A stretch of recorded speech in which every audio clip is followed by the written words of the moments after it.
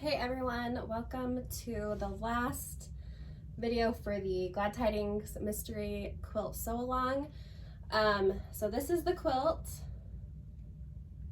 and I hope you guys love it as much as I did. I had a great time doing the sew along. When I originally designed this quilt, I had it as there was a floral line that I was testing out, and it didn't end up getting printed, and so I was like going through my patterns and I saw this pattern and I knew I wanted to use this fabric this year, this Christmas Traditions fabric by Riley Blake, and so I put it into my program and it was like a match made in heaven. It's so festive for Christmas, although you could literally make this in any fabric and it would change the whole look. You could do Halloween, you could do 4th of July, you could just do a floral, like I said. So basically, this video, we're gonna go over assembly, and I have some tips and tricks to share with you when sewing. Like, this is a medallion type quilt, and so adding borders around a center block. There's some tips and tricks that I'm going to share. The other thing I want to mention is that for binding, I ended up going with the red that's in the border because as I was testing different bindings, it just seemed off when I had a contrasting print. And so I decided to go with the same print so it blends in with the quilt. It blends in with this fun striped border that we did, and overall I think it gives it a nice frame. So let me just show it one more time. I love how it turned out. It's 63 inches square, and at the end of the video, if you guys have any questions, let me know and I'd be happy to answer them. All right, so let's get started. So I must have thought I was recording but was not recording when I did this first step. So just because I have my pinwheel border on, just ignore that. So okay, the first step is we're going to take our center, our main piece.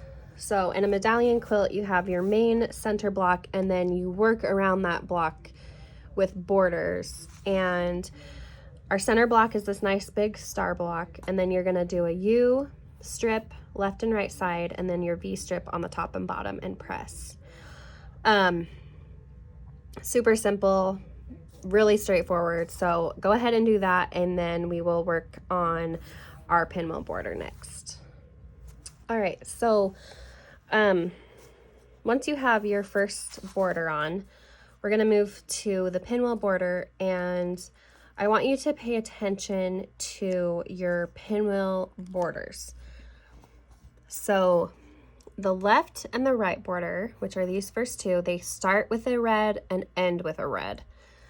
So that means you have 3 red and 2 green. So you're going to make 2 of those. Those are going to be your left and your right side border. Now your top and your bottom border, you're going to take, let me just move this over so you can see, since I'm so mad my video wasn't recording when I thought it was. Okay, your half square triangle piece, and as you can see, these are directional. Okay, so when you're getting ready to sew your pinwheel border, pay attention to the direction if you want it all to go the same direction. If you don't care about that, then just ignore that. Just make sure the black is facing in. Okay, so with those ones, the top and bottom border, you can see it starts with a green and ends with a green. So you really need to pay attention to make sure your colors are in the right position, because if you were to switch it, then you might have 2 reds right here or whatever. So just pay attention, and the next step I will show you, once you have your strips sewn, I'm going to show you my tips in sewing border strips on that might be a little bit bigger or than what your center square is. All right, guys. So I've added my border and I want to show you, we are on step, and I've sewn my pinwheel rows. So we're on step 3, and I want to talk about, okay, let's say you have your block, and as you can see, if we're being super particular, I'm a tiny bit over on this piece. So I'm going to show you how to work something like this in, and so it will line up. And I've already done my other side, and it was the same thing. I was a tiny bit over, but you can work things like that in by doing this trick. So what you're going to do is you're going to lay your row right sides together. Well, sorry. First, you want to find your middle, which the middle is in the middle of this pinwheel, and the middle of this is this line right here.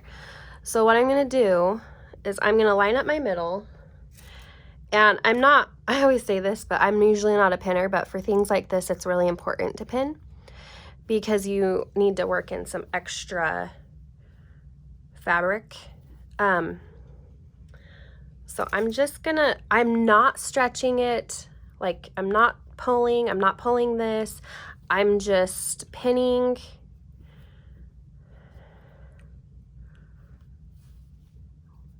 I'm lining up this edge, and you see there is a little bit of fullness, but I have a trick for you guys. And some of you might already know this trick. But when you sew on your machine, on your sewing machine, whatever piece you have on the bottom that is touching your feed dogs eat more at a faster rate of fabric than the top. So to explain that a little bit better, instead of taking this to my machine with this, so instead of starting like this, I'm going to make sure this is on the bottom because I want my machine to kind of eat in a little bit of my fullness. And that's why I've also kind of pinned, because if I were just to like lay it on here and start sewing, the chances of me stretching and then by the end having like this much over is what's going to happen. So the pins are in there to kind of be like, okay, this is where it should land. And as long as my machine, so I'm going to take it over like this. So this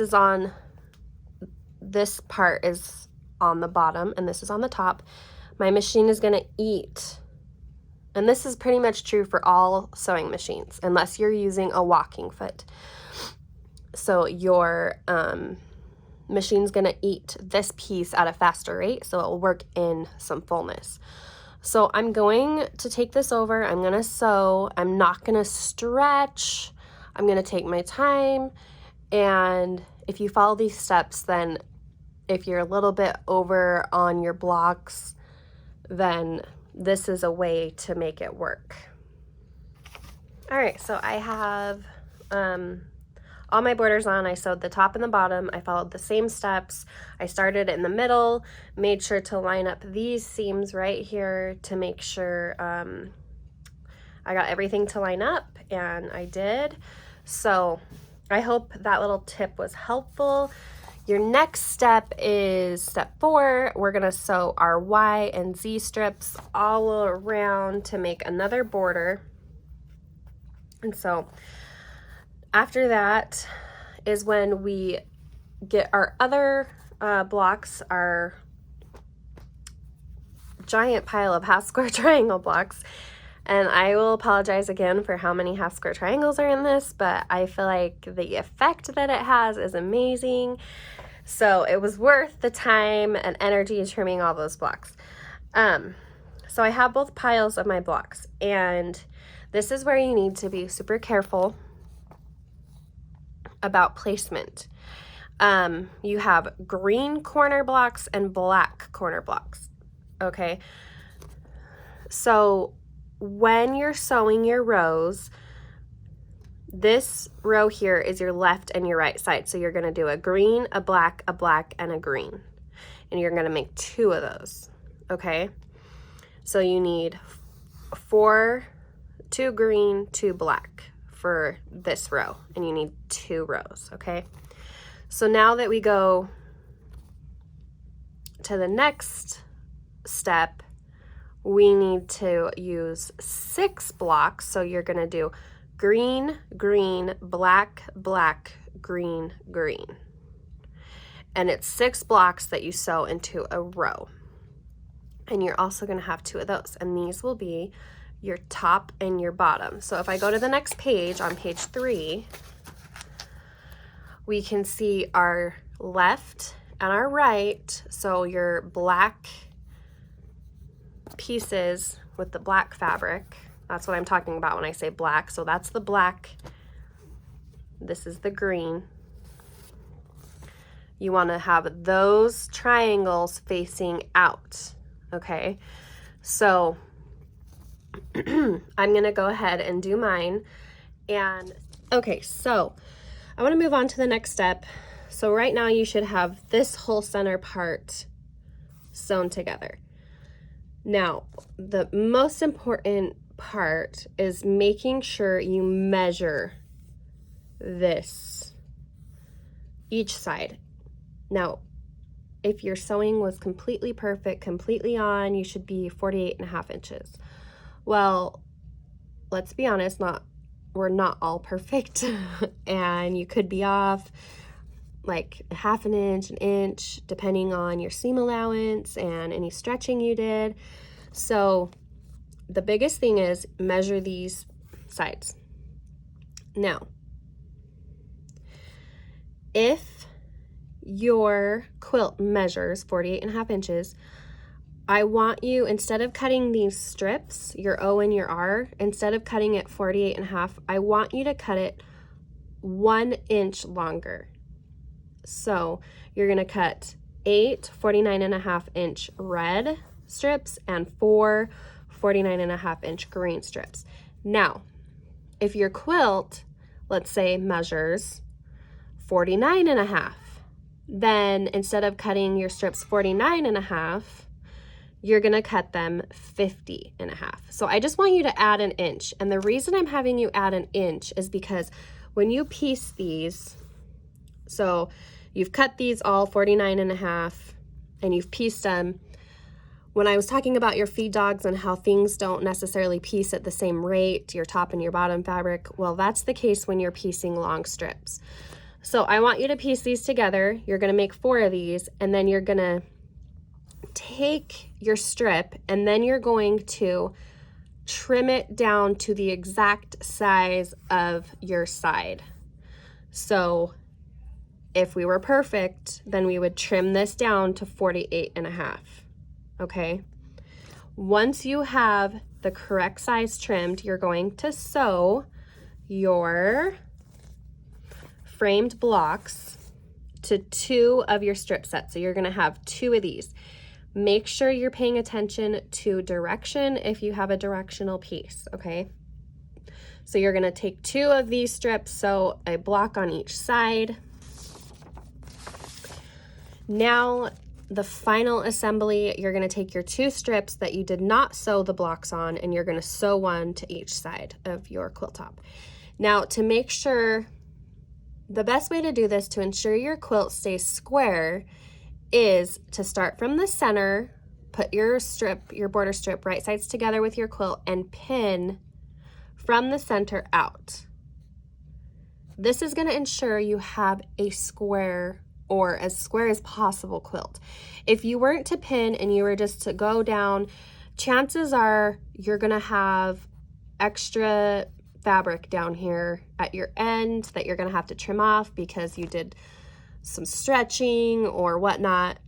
So I would take the time, pin from the center out, use as many pins as you want, and then sew those on. Now, finally, the last step is you're going to sew your top and bottom doing the same thing. Start from the center out, pin, and sew your border strips on. And that's, I guess, it. So I hope that all of the instructions and the tips I've shared will help you have a nice square quilt at the end. But I do want to say nobody is perfect. If you're missing a point, or, you know, it's not completely square, nobody is going to know. It's a gorgeous quilt, and that's all that matters, is that you had fun making it, and that you will love getting it out for every Christmas, which I'm really excited to do this year. If you guys have any questions, the best place to reach me is on my Instagram.